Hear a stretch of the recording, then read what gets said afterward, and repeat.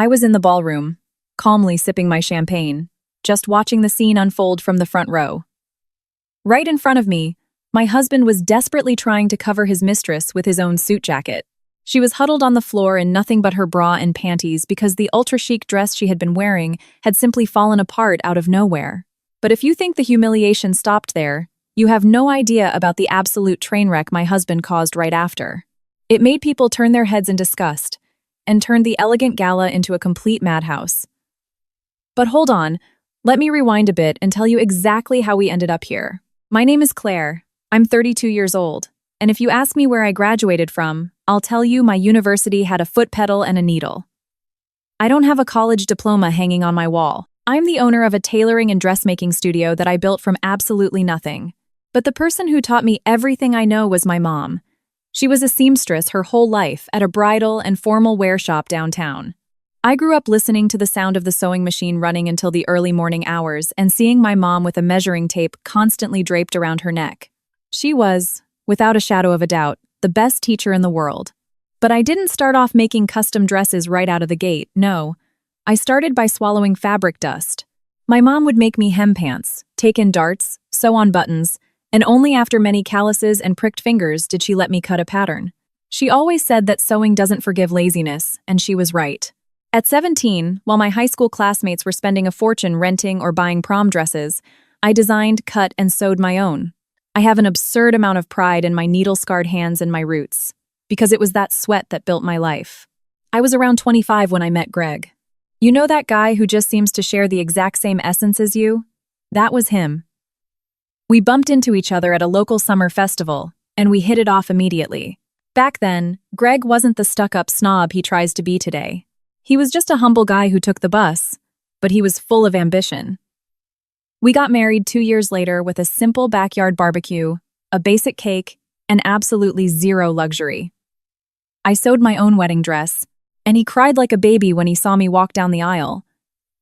It was the happiest day of my life. He moved into my place.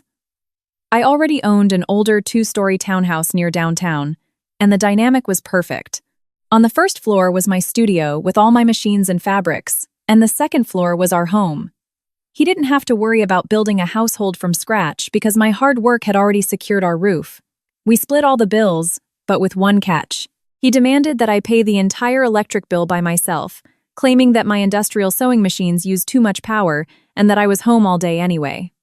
Right, because the electric water heater he took endless morning and evening showers in ran on sheer body heat, didn't it? But I didn't argue.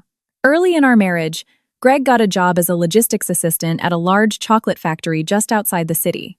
Let's call it Choco Bliss. I absolutely loved it when he got hired there. And I'll confess why. Besides having a guaranteed paycheck, he would always bring home the factory rejects chocolates that came off the line crushed, truffles that broke, basically the defective candies that couldn't be sold in stores. He would clock in early and leave super late, completely exhausted. But he never walked through the door empty-handed. We used to sit on our old couch, eating misshapen chocolate, spending hours laughing and making plans for how we'd grow together. It was a time when he actually valued who stood by him during the struggle. The problem with moving up in life is that sometimes people try to erase where they came from. And Greg, the minute Choco Bliss promoted him to logistics supervisor, didn't just erase his own past. He tried to erase the wife who was by his side before he got there. The title of supervisor went to his head in an unbearable way. He started walking around the house with his nose in the air, acting like he owned the company. Worse than that, he stopped bringing home the defective chocolates for me and started belittling my work. I found out the worst way possible that Greg was dying of embarrassment to admit to the other supervisors that his wife was a seamstress. Whenever I went with him to company dinners or events, I would discover that he was lying to his coworkers. He puffed up his chest to tell everyone I was a major fashion entrepreneur, speaking in a rehearsed corporate tone that made people assume I owned a high-end boutique in an upscale mall, and not a woman who spent her days stepping on a machine pedal to finish a client's hem. When I found out and confronted him about it in the car on our way back from one of these parties, he shrugged it off like I was crazy. He said it wasn't a big deal, and that he wasn't technically lying. After all, according to his twisted logic, I was a fashion entrepreneur, and it was just foolish of me to get annoyed over a more refined title. One Thursday morning, while he was having coffee and adjusting the tie of his immaculate tailored suit. Oh, side note, he was the only guy in the warehouse who showed up in a full suit and loved being called boss by the subordinates. The poor guy, he dropped a sentence that caught me off guard. He casually mentioned that he had recommended my studio to a coworker and that she would probably stop by on Saturday. Her name was Vivian, also a supervisor in his department. My heart skipped a beat with joy. He was finally getting over his embarrassment and actually promoting my small business. Then Saturday arrived. It was exactly 8 a.m. when the shop bell rang. I looked through the glass, buzzed her in, and in she walked. As Vivian crossed the threshold, her sickeningly sweet, overpowering perfume immediately stank up my fabrics. She had this arrogant posture of someone who walks around looking down on people with a permanent sneer on her face. Up close, her face was pretty enough, but her proportions made no sense. She was extremely thin. I mean, bony. But at the same time, she sported massive fake breasts and a lifted behind that defied gravity. The math on her physique simply didn't add up, but I kept my mouth shut. That's what silicone is for, I guess. The second she saw me, her stiff posture remained, but her scowling face vanished and she plastered on a fake ear-to-ear smile. She was the poster child for phoniness. She had barely made it through the door and immediately leaned in to air kiss both my cheeks, like we were childhood besties. "Claire, honey, it is such a pleasure. Greggy just does not stop talking about your talent at the factory. He says you're an absolute wizard with a needle." Wow. Seriously? She called him Greggy? Even I didn't call my husband Greggy. Not being used to such unearned intimacy first thing in the morning, I just smiled back and thanked her. But it didn't take 5 minutes for her to reveal the real reason for all the bubbly sympathy. She dumped a pile of clothes on my counter for alterations and dropped the magic words. "Sweetie, Greggy told me you'd give me that amazing friends and family discount, right? Look at the nerve of this guy, promising discounts on my labor." A bit annoyed, but wanting to play nice with my husband's coworker to keep the peace, I smiled and yes, I gave that bimbo a discount. And that's how Vivian became a regular client. She showed up at my shop almost every week, ordering custom-fitted blouses and dresses, and absolutely loved the discounts I gave her. While I took her measurements, she would talk without stopping. She loved to brag about how terrified the factory workers were of her. She laughed while boasting about being a brutal manager who made her subordinates cry. One day, she told me thinking it was the most hilarious thing in the world that she yelled at and humiliated an employee in front of the whole warehouse, just because the poor woman spent 10 minutes in the bathroom taking a paid poop break. Right there, I saw her true colors. If you want to know who someone really is, give them a tiny shred of power. But Vivian's loud mouth didn't stop at work gossip. One day, while I was pinning the hem of her dress pants, she sighed heavily and decided to vent about her love life. "Ugh, Claire," she said, rolling her eyes at the ceiling. "If you only knew what an incredible man I'm seeing. He is amazing, but there's just one tiny issue. I can't see him whenever I want because he's married." I was kneeling on the floor, shoving a pin into her pant leg, and I still decided to give her solid advice. "Look, Vivian, be careful with married men." I warned without taking my eyes off the fabric. "It only brings headaches. You're better off waiting until he leaves his wife before getting too involved. What starts wrong rarely ends right." She looked at me through the mirror, gave a cynical little laugh, rolled her eyes, and shook her head like she pitied me. "Oh, Claire, you're so old-fashioned. I don't want to marry him. I just want to enjoy the ride. And why would he need to leave his wife? His wife is perfect for him. She washes his skid-marked boxers, irons his clothes, cooks his dinner, everything I refuse to do for a man. I just get the good parts, like him taking me out to fancy restaurants, buying me gifts, and, well, you know what else?" She gave a malicious little smirk. To break the tension after saying such absurd things, Vivian would always pivot the conversation, pretending she was doing me a massive favor. "You know, you have no idea how much everyone compliments my clothes. I'm recommending your shop to all my friends," she would say with the air of the most charitable person on earth. I would smile and say thank you, but deep down I found it weird because months passed and not a single one of these supposed referrals ever walked through my door. You know that friend who says she's going to hype up your business to everyone and ends up not even bringing her own mother? That was Vivian. And honestly, thank God. If everyone were like her, That would just be more fake, arrogant people stepping on my floors. But while I was dealing with clients downstairs, my marriage was going downhill upstairs. Greg was acting different. That simple guy who cried at our wedding seemed to have been abducted by aliens. Suddenly, the factory became his second home. It started with some overtime midweek. Then he started working some weekends to finalize spreadsheets. Our relationship grew so cold we barely looked at each other. When we sat on the couch, that same couch where we used to share broken chocolates and laugh over nothing, the silence was deafening. The conversation was shallow. He answered everything with uh-huh or stayed hypnotized by his phone screen. And I, in my naive innocence of a woman in love, trying to hold things together, thought it was just a phase of heavy stress from work. Until one night, the mood shifted. He came home, showered, ate dinner in silence, and sat on the edge of the couch. Out of nowhere, he brought up the company's massive year-end gala. It was the annual event where all the executives showed up, and everyone wanted to kiss up to the boss. All employees were invited and could bring a +1. But let's be real. It was just another one of those corporate events where everyone puts on a nice suit, pretends the company is a big, happy family, smiles in your face, and talks trash the second you turn around. Most employees only went because it was free booze and food. Anyway, Greg looked at his phone and said, "Oh, Vivian asked me to let you know she's going to order her dress for the gala from you." Then, without missing a beat, he added, "But you know about the party. I don't even really want to go, but I have to because I'm a supervisor. I'm sure it's going to be super boring and full of fake people. It's just shop talk, sales goals, upper management being annoying.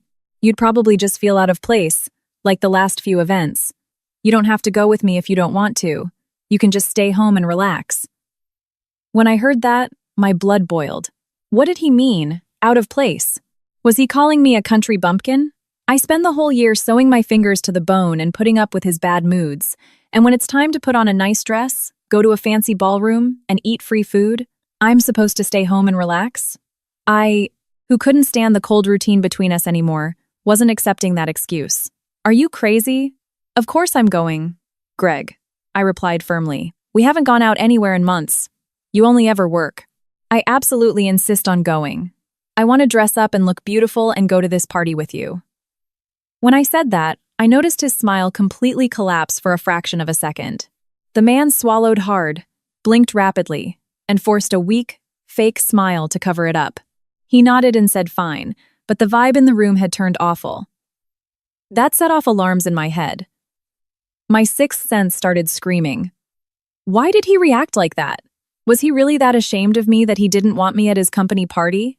I sat on the couch stewing over these questions. Shortly after, he muttered that he was exhausted and went to take a shower. And it was that exact night that the bomb went off. While he was in there showering under the electric heater powered by my electricity, he left his Apple Watch charging on the nightstand. I went into the bedroom to put some clothes in a drawer, and when I accidentally bumped the table, the dark screen of the watch lit up, displaying a WhatsApp notification. Sender, Vivian. The message read, "Your wife is so clueless." I froze. My hand stopped midair. My heart started racing. Why was Vivian calling me clueless to Greg? Did I mess up her measurements? Was she unhappy with the seam? I put the watch back quickly. Minutes later, Greg walked out of the bathroom, drying his hair with a towel with the greatest peace of mind in the world. I took a deep breath, wiped the confusion off my face, and asked, "Hey, honey, did Vivian mention anything to you about the clothes I delivered this week? Is she happy with them?" "Oh yeah, she did. She said she loves the clothes you make for her. That's why she's ordering her gala dress from you too." I nodded, looking thoughtful. I let the subject drop and got into bed. But inside, my professional curiosity was screaming. If she loved the clothes, why the hell was I clueless in that text? I needed to know what she had said about me to my husband. I waited for Greg to fall asleep. When I heard his breathing get heavy and he started snoring, I grabbed his iPhone and unlocked it with his thumbprint. I went to the bathroom, making zero noise, and opened his iMessage to his chat with Vivian. And right there, sitting on the closed toilet lid, my entire world crashed down. It had absolutely nothing to do with a bad hemline or crooked stitching. I scrolled up and found months of history. They had been having an affair for 7 months, right under my nose. The chat was a horror show. What turned my stomach the most was reading them coordinating hookups in the middle of the workday. They were laughing while planning quickies in the factory archive room or locking themselves in the return stock room.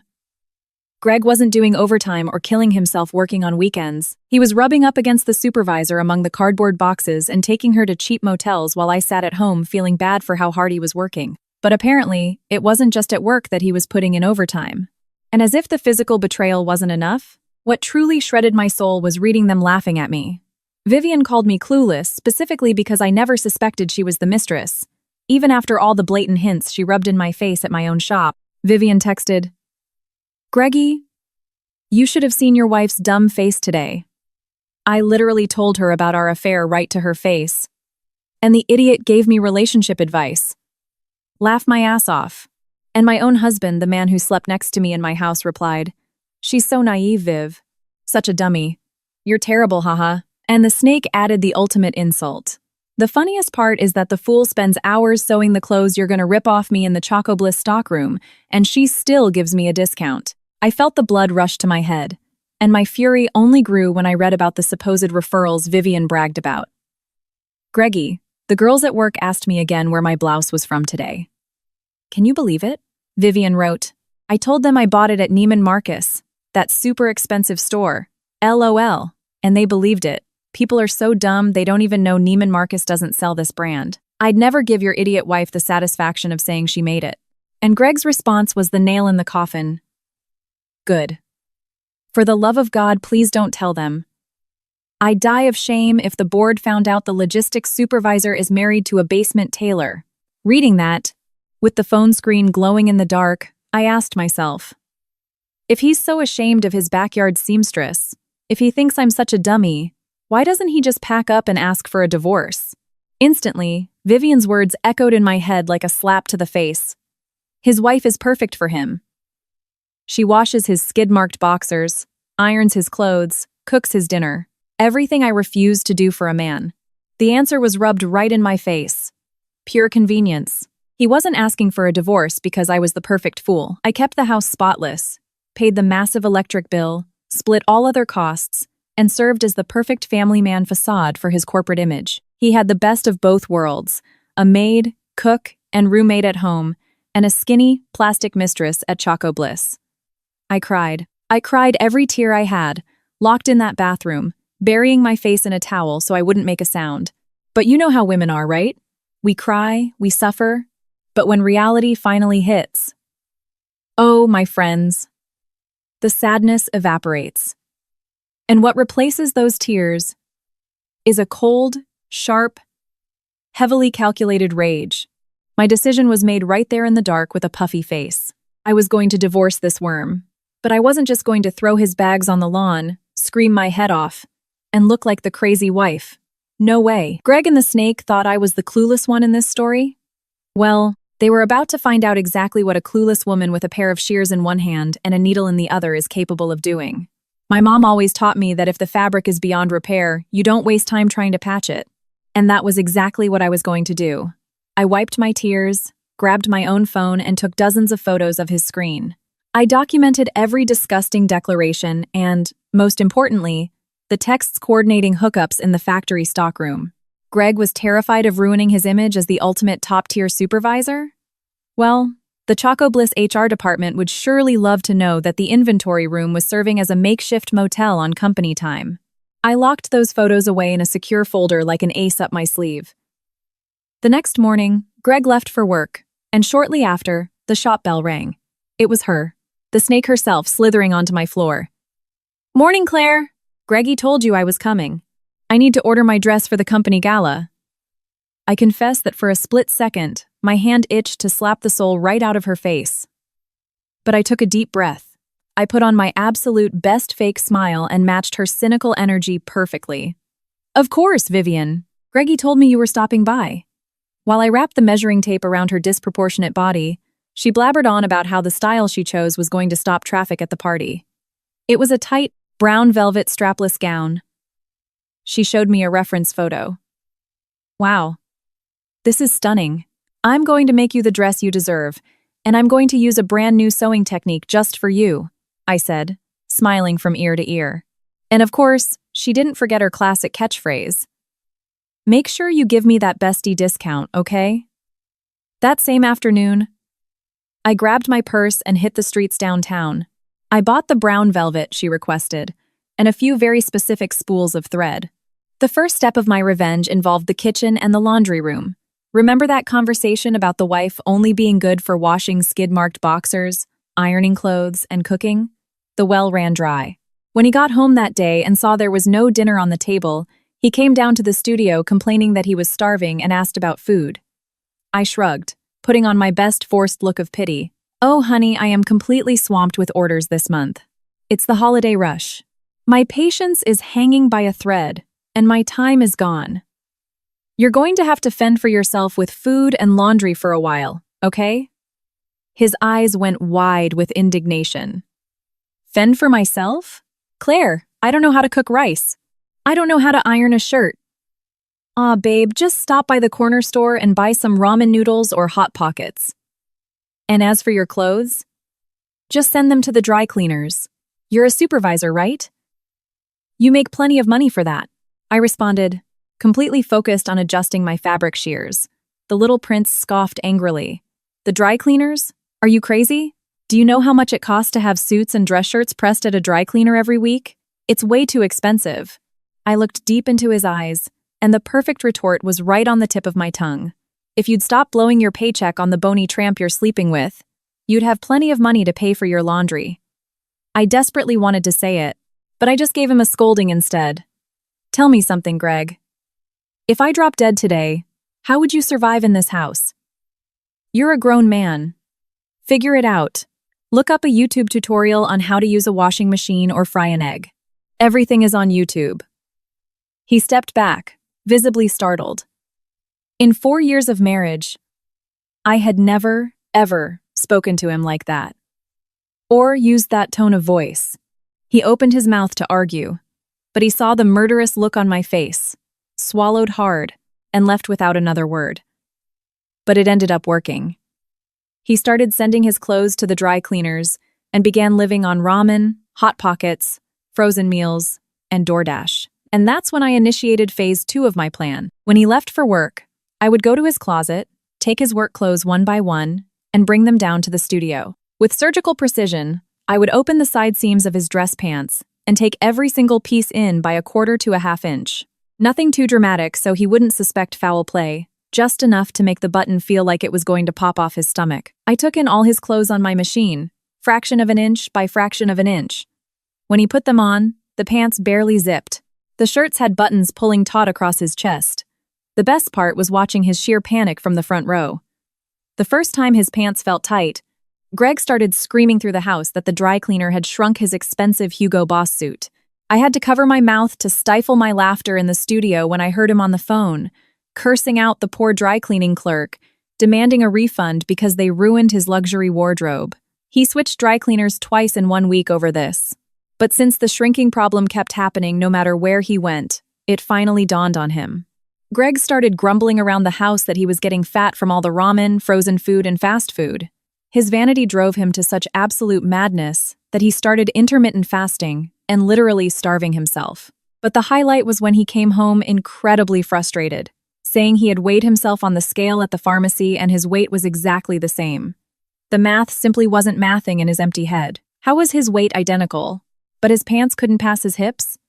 I put on my best innocent face and said, "Honey, it must be water retention. Eating all that sodium from ramen and fast food does that to you. You're just bloated on the inside." Believe it or not, the vain idiot bought it hook, line, and sinker. The very next day, he hit the sauna in a sweatsuit and bought expensive detox cleanses to try and de-bloat enough to fit into his pants. But my stitches were unforgiving. Since the pants absolutely refused to fit and the massages weren't performing miracles, 3 days before the company gala, Greg surrendered. He had to dig deep into his wallet and go buy a brand new, extremely expensive suit in his usual size. He was practically crying tears of rage. That exact same day, Vivian stepped into my studio for the final fitting of her dress. She walked out of the dressing room thinking she was God's gift to earth. I looked her up and down.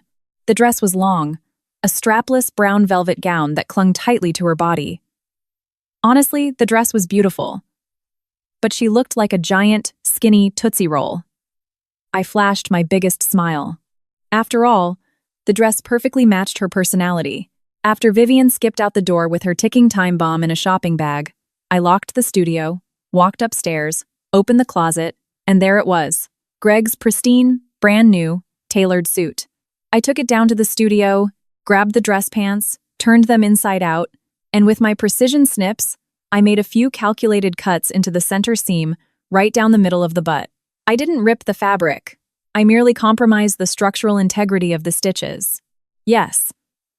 The second he bent over to pick something up, those pants were going to blow wide open. And to guarantee his humiliation started from minute 1, I hemmed the pants up about 2 inches. Highwater City. Finally, the day of the highly anticipated corporate gala arrived. Greg was finishing getting ready in the bedroom, putting on the new suit. He looked in the mirror, pulled at his pant leg, and asked me suspiciously, "Babe, don't you think this hem is a little short?"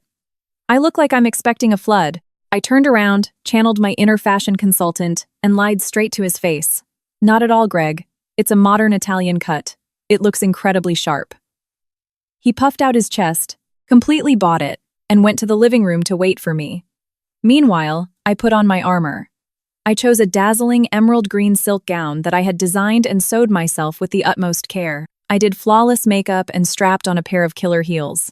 When I walked into the living room, Greg's jaw literally dropped. His eyes sparkled with that same lovesick look from when we first met years ago. He stepped toward me slowly, took my hand, and treated me like royalty. He complimented me up and down, bursting with pride. But inside, my heart was pure ice. His charm had returned, but it was far too late. Our marriage had already been snipped to pieces. We drove to the party, and when we walked into the grand ballroom, the tables turned. Greg, who was previously ashamed of his seamstress wife, refused to let go of my waist. He made a point to parade me in front of all the supervisors and the entire board of directors. I saw people staring and whispering about how elegant I looked. And then, the doors opened, and the snake arrived. She came strutting in wearing her brown velvet strapless gown, thinking she was the last piece of chocolate in the box. And to draw even more attention, she must have added extra padding, because her breasts looked twice as big and were practically spilling out of the neckline. But her smug, superior smile crashed the second she laid eyes on us. The shock was immediate. She realized I was turning more heads than her silicone-stuffed Tootsie Roll costume. And then she looked at Greg. He barely even noticed his mistress's cleavage because he was so visibly inflated with pride, standing next to his wife. I saw the jealousy and rage spark in her eyes instantly. She marched over to us and, unable to hide her venom, gave a crooked smirk and fired her first shot. "Wow, Claire, look at you! You don't even look like yourself. Did you run into your fairy godmother today?" She laughed at her own joke and kept going. "Better enjoy it while it lasts, Cinderella, because at midnight you have to run back to your sweatshop and spend the rest of the night pumping a sewing machine pedal, right?" I was about to respond, but to my absolute shock, Greg jumped to my defense right in front of her. "Take it easy, Vivian," he said with a firm voice. "Don't speak to my wife like that." If Vivian was already jealous, being reprimanded by her lover in front of his clueless wife made her practically foam at the mouth. The blood drained from her face. Not knowing how to regain control, she fell back on a work excuse. "Geez, Greg, what's with the attitude?" "It was just a joke. We're friends, we have that kind of banter, right, Claire?" Crickets. Pure silence. "Anyway, Greggy, we need to go across the room to speak with the directors. It's urgent. Stuff about next year's logistics planning. Just the two of us. Let's go." "Not tonight, Vivian. It's the holiday party." "I'm not talking about work," he refused, still holding my waist. She turned bright red, shot him a death glare, and gave a subtle, demanding head jerk, ordering him to follow her. Greg, looking embarrassed, swallowed hard, and turned to me. "Honey, just wait here for a second. I'll be right back." He followed her like a little lapdog. I stayed exactly where I was, holding my champagne flute. From a distance, I watched Vivian frantically arguing with Greg in the middle of the room. Greg was looking around desperately, trying not to cause a scene, but his high-water pants were already drawing stares, and Vivian's shrill voice was turning the heads of everyone nearby. It was at that exact moment that a waiter stopped next to me holding a tray. I looked at him, looked at the large pitcher of ice water on his tray, and opportunity winked at me. "Excuse me?" I asked in the sweetest voice imaginable. Would you pretend to accidentally spill water on someone for $200? The waiter looked at me, confused, thinking it was a prank, but quickly realized I was dead serious. A wide, mischievous grin spread across his face. Give the order, boss. With pleasure. My manager just told me tonight is my last shift anyway. Apparently, the universe was playing on my team. I pointed discreetly with my champagne glass. You see that couple arguing over there on the right? The bony woman who looks like a tube of chocolate, and the guy in the suit with the high-water pants next to her? I see him. I want you to fake a trip and dump that entire pitcher of ice water squarely on the back of the woman in brown.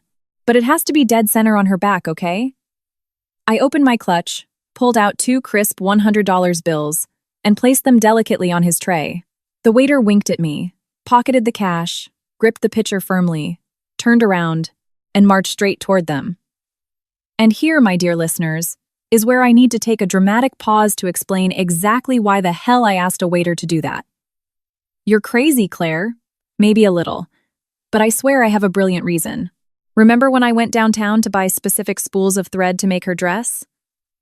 Well, I bought what we call wash-away basting thread. In the sewing world, we only use this thread for temporary stitches. You know, when a tailor sews a quick, loose seam just so the client can try the garment on to see if it fits? That's what it is. And why does it wash away? Because it's made of a water-soluble material. The second that thread comes into contact with water, it completely dissolves like it never existed. My grand masterstroke of revenge for the evening was that I sewed Vivian's entire dress with it, from top to bottom, including the back zipper.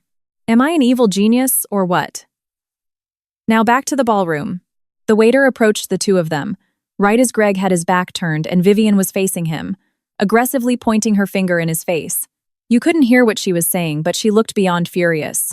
The kid didn't hold back. He walked right up behind the human Tootsie Roll, faked a trip worthy of a Saturday Night Live sketch, and dumped the entire pitcher of ice water right down her back. Splash! She let out a shriek so high and shrill that the party music seemed to stop. The entire room, including the CEO at the front table, froze to stare. Greg's eyes bulged out of his head. Vivian's blood boiled. Completely soaked, she whipped around to the waiter and, revealing to the entire executive board exactly what kind of tyrant she was, started screaming and humiliating the kid in the middle of the room. You absolute idiot! Are you blind? Do you know how much this dress cost? You are useless! I will have you fired right this second, you piece of trash. The waiter lowered his head and, faking extreme guilt and panic, started pleading. I am so sorry, ma'am. It was an accident. I tripped. But Vivian wouldn't stop, blinded by rage. Sorry doesn't pay for my dress, you garbage. Look at me. I'm going to ruin your... She couldn't even finish her threat because at that exact second, the water finished doing its job. The water-soluble thread dissolved completely. And because the dress was stretched tight over her extra chest padding, the pressure of the fabric did the heavy lifting. The zipper seam simply blew open from top to bottom all at once. Vivian's dress didn't just fall. It peeled off her body like a banana wrapper and dropped straight to the floor, leaving the tyrant supervisor standing in the middle of the gala in nothing but her bra and panties. But the humiliation didn't stop there. Everyone saw the truth. She was visibly wearing massive silicone cutlet inserts in her bra, and her shapewear panties had foam butt pads so large it looked like she had a balloon stuffed in each cheek. It wasn't plastic surgery. It was purely foam and silicone padding. Frantic and red as a tomato, Vivian let out a muffled scream, hunched over, and immediately squatted to the floor, desperately trying to pull the ruined fabric up to cover herself. The entire ballroom let out a collective gasp. People had their hands over their mouths, stifling laughter, unable to believe what they were seeing. I heard a woman next to me whisper to her coworker, "Oh my God." She always bragged that she spent $50,000 on plastic surgery. An older woman yelled out, "For heaven's sake, someone cover the poor girl. Greg, take off your jacket and give it to her." Snapping out of his frozen panic, Greg scrambled to rip his jacket off to cover his half-naked mistress on the floor. He yanked the sleeves off and, in a burst of frantic adrenaline, squatted all the way down to wrap it around Vivian. And then it happened. The deafening sound of fabric violently tearing echoed through the silent ballroom. The weakened center seam of his ultra-expensive Hugo Boss pants completely blew out. Here's another fun fact. Greg absolutely hated wearing underwear with suit pants. He always complained that the elastic left panty lines through the fabric and ruined the drape. Now I ask you, am I an evil genius or what? His pants ripped completely open down the back, and with absolutely zero underwear beneath them, the hairy bear behind of the top-tier logistics supervisor sprang out, catching a cool breeze, pointed directly at the VIP table, where the Choco Bliss CEO and board of directors were sitting. They immediately averted their eyes in horror. If the ballroom was shocked before, it was absolute pandemonium now. People gasped, burst into hysterical laughter, and buried their faces in their hands, unable to process the live train wreck happening before them. The scene looked like a terrible sitcom. The mistress on the floor trying to hide her fake foam butt pads, and the suited supervisor with high-water pants and his bare ass hanging out. Through the chaos, I heard a man laughing roaringly from the back of the room, yelling, "Man, what kind of party is this? We should do this every year." People started laughing harder and agreeing. I saw multiple employees with their iPhones out, recording the entire disaster. Vivian, flushed a deep purple, managed to stand up, clutching Greg's jacket around herself. Meanwhile, bare cheeks remained planted on the floor, sitting directly on his own tucked legs to hide the massive tear. That was when Vivian's murderous eyes locked onto mine. She must have had a few strong cocktails, or maybe she was just inherently trashy, because she came limping toward me, practically snorting with rage. "You sweatshop amateur!" she screamed, abandoning any filter. "This dress is garbage. You are a terrible tailor. I'm going to sue you for this. This is exactly why your husband is ashamed of you, because you don't even know how to sew a damn dress properly." I stood exactly where I was, sipping my champagne with the tranquility of a monk. My calmness drove her even crazier, and that's when she went for the fatal blow, screaming at the top of her lungs for the entire executive board to hear. "And you know what else, you bitch? You're a clueless cuckold. That's right. Your little husband and I have been sleeping together for months." Greg, still sprawled on the floor, went wide-eyed in absolute terror as he realized his pristine family man facade was circling the drain in front of the entire company. He tried to deny it immediately.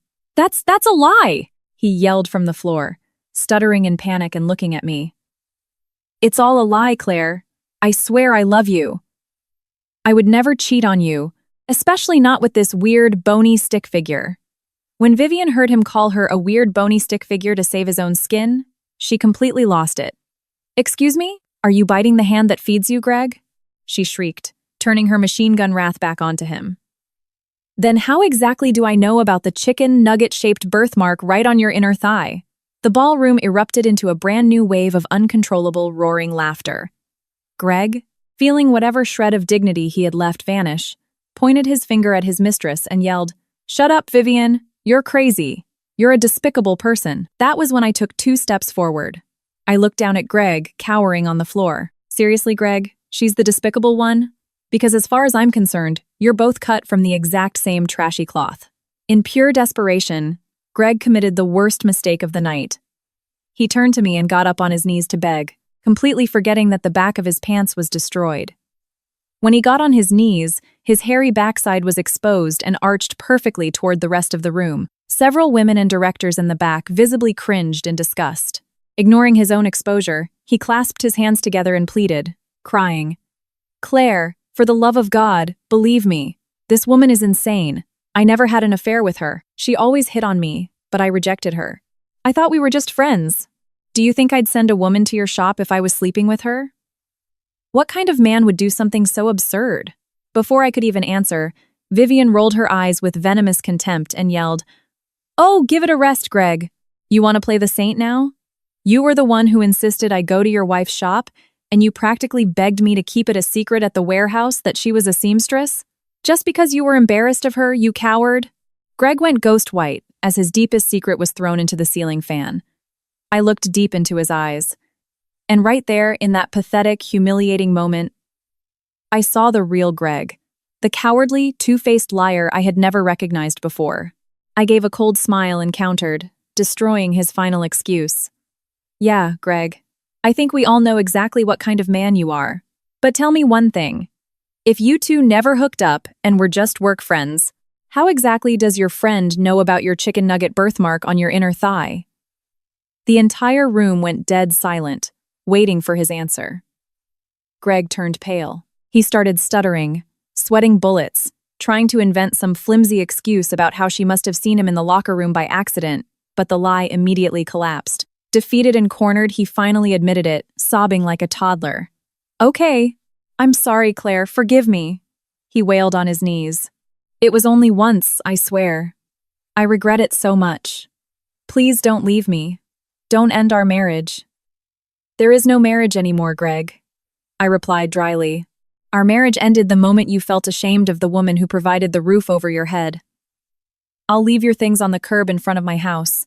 If you want to make sure the garbage truck doesn't get them, I suggest you get there early." He buried his face in his hands and just kept crying on his knees, utterly destroyed. I turned my back on my ex-husband, crossed my arms, and looked at Vivian. "And as for you," I said, glaring with absolute disgust, "I expect to never see you set foot in my shop again." Vivian, shivering from the ice water and pure rage, spat back at me. "I will never step foot in that sweatshop dump again. And I want my money back. Your work is garbage." That cheap dress exploded on its own. I let out an icy, mocking laugh. "The dress was of excellent quality, honey. The only problem is that the seams and the zipper weren't built to withstand the massive amount of cheap foam padding you stuffed into it." The ballroom erupted in a chorus of mocking oohs, and I kept going before she could catch her breath. "And another thing, if I was such a terrible tailor and my shop was a dump, why did you come back every single week to order clothes, begging and crying for discounts? Just so you could turn around, lie to your friends, and claim you paid top dollar at Neiman Marcus?" Vivian froze. Her eyes went wide in pure shock, and she immediately looked down at Greg on the floor. Taking advantage of her panic, I stepped right into her personal space, leaned close to her ear, and whispered, destroying whatever shred of pride she had left. "You always thought you were the smart one, didn't you? But the only clueless idiot here was always you. I massively overcharged you for every single item I made, and then pretended I was giving you a huge discount just to shut you up and make you feel like you were winning."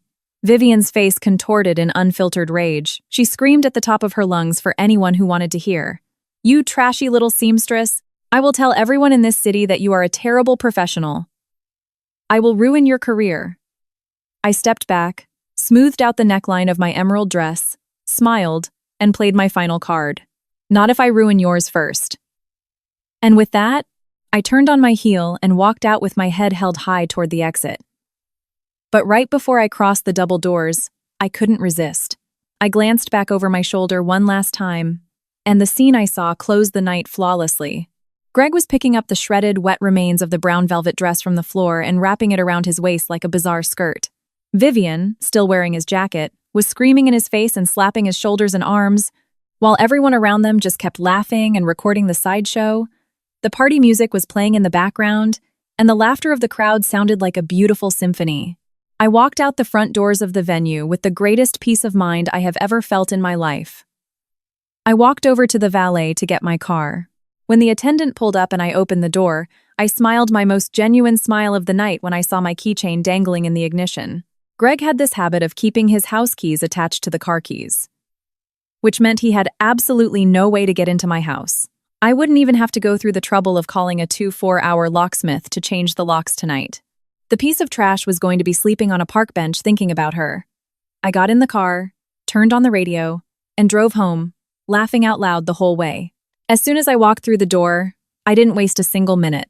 I opened his closet and shoved absolutely everything, shoes, ties, and those damn overly tight suits into heavy-duty black trash bags.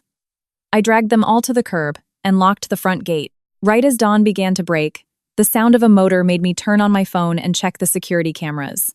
A car parked on the street. Greg got out, walked to the curb, and opened the trash bags to make sure his clothes were in there. He stuffed them all into the back seat, took one long, sad look at the house he had just lost, and got back into the passenger side of the car. But what made me bust out laughing alone in my living room was noticing who was behind the steering wheel. None other than Vivian. The two of them had just verbally annihilated each other with every name in the book in front of their entire corporate hierarchy. And even after all that trashy behavior, trying to destroy one another, there they were, back together just a few hours later. She was acting as his chauffeur at dawn, picking up the guy who publicly denied her, and he was accepting a ride from the crazy woman who outed his chicken nugget birthmark. It is truly staggering how some people possess a total void of self-worth. They truly were made for each other. On Monday morning, I hit send, and the email with the photos and text messages flew straight into the inboxes of Choco Bliss HR and the board of directors. The irony was that several female employees from Choco Bliss actually came to check out my studio and became fiercely loyal clients. My business grew so much that I was finally able to hire an assistant to split the workload, and it was these exact clients who told me the finale of this soap opera. They told me that on Monday after the gala, the humiliation took hours to conclude. It turns out corporate pulled the security camera footage from the stockroom to verify my anonymous tip. Meanwhile, Greg and Vivian spent their entire shift in pure agony. The tables had turned completely. The same employees they used to terrorize and belittle spent the whole day cracking jokes and calling them the Nugget and Fake-O-Rama out in the warehouse. By late afternoon, after enduring a full day of psychological torture and mockery, both were hauled into corporate HR and fired for cause having sex on company time. They were escorted off the premises holding cardboard boxes, stripped of any severance packages, unemployment benefits, or references. And because the scandal was so massive, combined with viral videos of their parking lot brawl at the gala, the whole story leaked through the industry. Both of them were blacklisted by corporate recruiters in the region and could never secure management roles again. And the gossip mill in my shop kept rolling. The girls told me Greg moved into Vivian's expensive apartment, but since neither of them could land a white-collar job to fund their faux luxury lifestyle, the bills caught up quickly. It wasn't long before they were evicted, forcing them to rent a cramped studio apartment in a rough part of town. Today, the hottest rumor is that Greg and Vivian both got hired at a fast food burger joint downtown, flipping burgers for minimum wage. Obviously, there is absolutely nothing wrong with those jobs. Every honest living is dignified, and I built my entire life on the sweat of my brow and physical labor. The real karma in their story isn't the job itself. It's the total destruction of their inflated egos. Two exceptionally arrogant people who looked down their noses, tormented their staff, and were deeply ashamed of my blue-collar profession are now forced to wake up at dawn, ride a packed city bus, sweat through their polyester uniforms on the grill, and take orders all day long just to scrape rent together for a tiny studio. Let's just hope they don't make the same mistake and start hooking up in the walk-in freezer by the fryer. Ugh, I'd rather not picture that. What actually matters to me today is that my divorce is officially finalized. Greg didn't have the guts, or maybe he couldn't scrape together the bus fare to show up in court. He never even responded to the divorce papers, so I won by default, meaning the judge gave me absolutely everything I requested because the respondent failed to appear. Good for me. Today, the house and the studio remain 100% mine. My business expands every day off the sweat of my honest work. And the dead weight of my ex-husband has become just a pathetic, hilarious memory of the past. They say in life, you should always nip the problem in the bud. But the tip I have to leave you all with is this. If you also snip the center seam of the pants of the person who betrayed you, divine justice works a whole lot faster, and I guarantee it's a whole lot more fun.